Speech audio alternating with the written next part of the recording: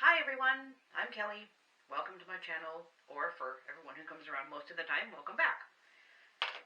I'm going to try and get this finished up. Anybody who joined me for my live on Halloween or saw the replay will know what this is all about.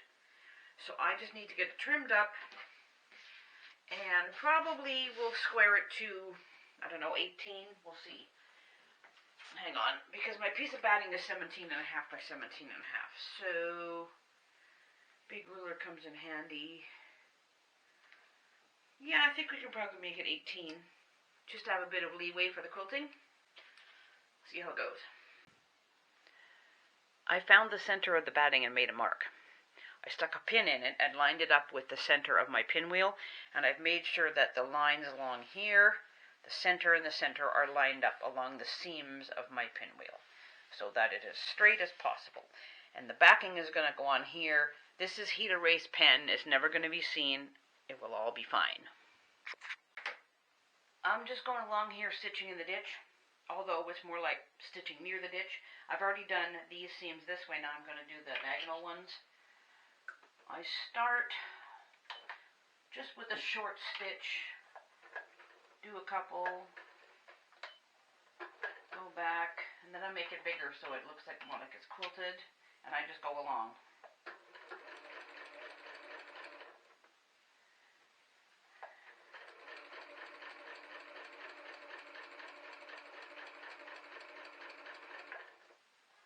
So I'm on a little bit of the white here, and the gray thread shows up.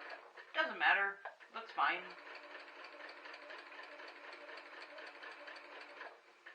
I'm not trying to be super precise here.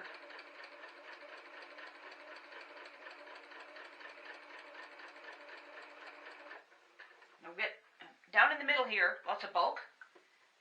I find it a little bit easier just to hand feed for a little bit, just across enough so that it gets out of the little bulky, need a pinwheel area. There, that should do it. Okay.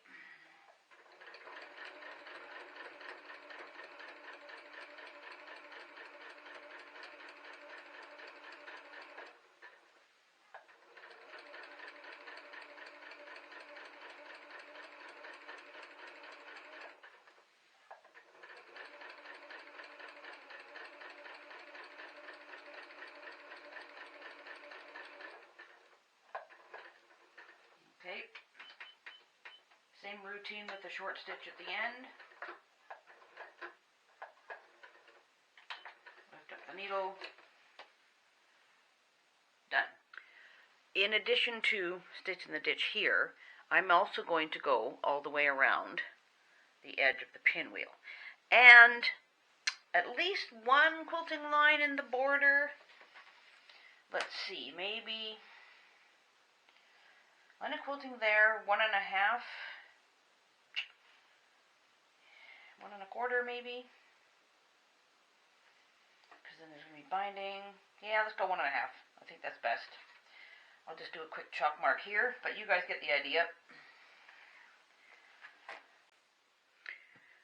The topper is 17.5 inches square, so let's do binding. 17.5 times 4 equals 70 inches all the way around. So you guys can see that okay on my phone. There we go. And I always like to give myself enough good overlap on one side, so that's half of this. We figure 10-ish, 9 maybe. 9.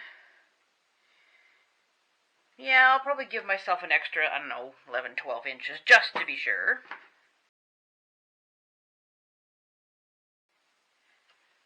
I usually do my binding like this, by machine. But if anyone's new to my channel and you've never seen it, I'm just going to give you a little bit of it. I kept the walking foot on just because there's bulky layers. It makes life easier. I did switch to black thread and to 50 weight, not 40 weight, because I use 48 gray for the quilting, which, I mean, you can't even see it on here, really. It just blends in.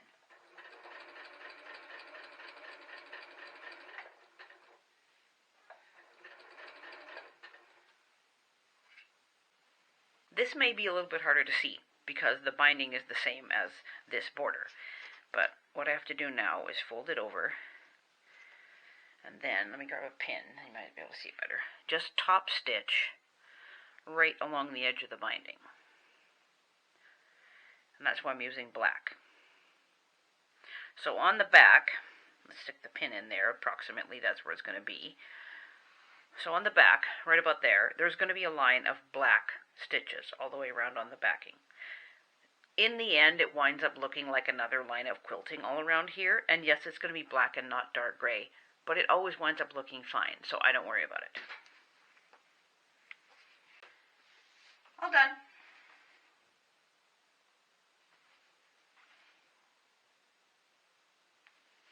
I'll put it in my Halloween stash of decor. Probably keep it for myself. Or maybe I'll give it away. But either case, before next Halloween, I'll wash it, because I think it looks better when it all crinkles up. But for now, it's the way it is. Thanks for sticking around. Take care, everybody.